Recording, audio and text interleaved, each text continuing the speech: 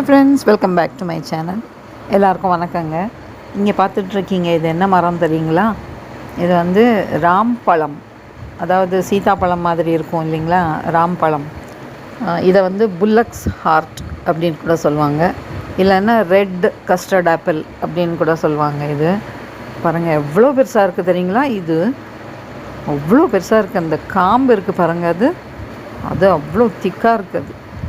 உடைக்க முடியாது, இதை கையால் பறிக்க முடியாது. கண்டிப்பாக ஒரு நைஃபு இல்லைன்னா ஏதாவது வச்சு தான் அதை கட் பண்ணி எடுக்கணும். அவ்வளோ திக்காக இருக்குங்க. ஓகே பாருங்கள், அதை பறிச்சிட்டேன் நான். ஒரு 10 நிமிஷம் ஆச்சுங்க இதை பறிக்கிறதுக்கு. நைஃப் எடுத்து நான் கட் பண்ணுறதுக்கு ஒரு 10 நிமிஷம் பிடிச்சிது. அவ்வளோ திக்காக இருக்குது அதனுடைய காம்பு. பார்க்குறீங்க இல்லைங்களா?